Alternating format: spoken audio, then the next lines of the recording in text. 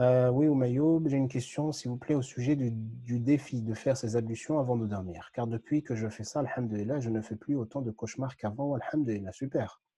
Je ne sais pas si on en avait parlé. Euh, ok, merci beaucoup. Ok, je vous en prie, c'est qu'il n'y a pas de problème pour la question précédente.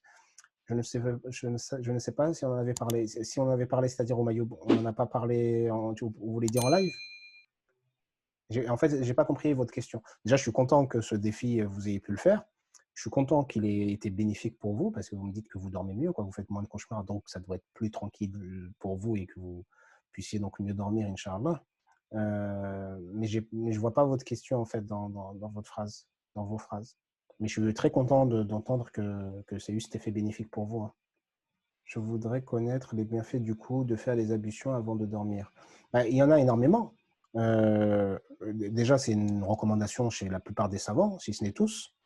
Pour certains même, c'est plus une recommandation. Alors, ce n'est pas une obligation parce qu'il n'y a pas de texte qui oblige à, mais vous avez plein de grands savants qui étaient à deux doigts de le. Alors, ils ne peuvent pas le rendre obligatoire, mais voilà, c'est à la limite presque de l'obligatoire.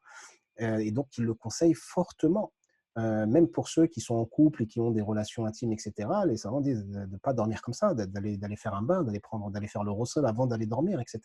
Même s'il est permis de dormir en état de janaba, en état d'impureté majeure, c'est permis, c'est-à-dire que vous ne commettez pas de péché, mais qu'il est préférable d'aller faire votre rossol si vous êtes en état d'impureté majeure. Et si vous n'êtes pas en état d'impureté majeure mais mineur, il est préférable de faire ces ablutions de manière à dormir purifié, tout simplement. Déjà, pour commencer, c'est mieux d'être purifié qu'impur. Premier bienfait. Le deuxième, c'est ce que vous venez de dire, c'est que le fait que vous dormez mieux en ayant vos ablutions qu'en n'ayant pas vos ablutions. Le troisième, c'est par respect aussi si vous faites vos invocations, vos adkar avant de dormir.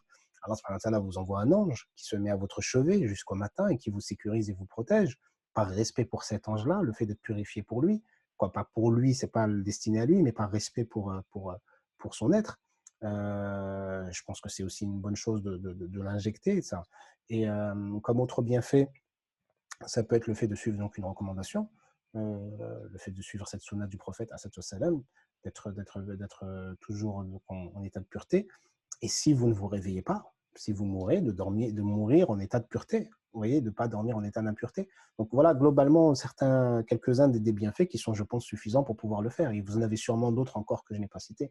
D'ailleurs, peut-être que même le sommeil du coup, parce que vous le préparez de manière à ce qu'il se passe de la meilleure manière possible et de la manière la plus pure possible. Donc si vous avez la possibilité de le faire, c'est super. Et si en plus de ça, vous en ressentez les bienfaits, c'est top, c'est magnifique. Wallahu alam.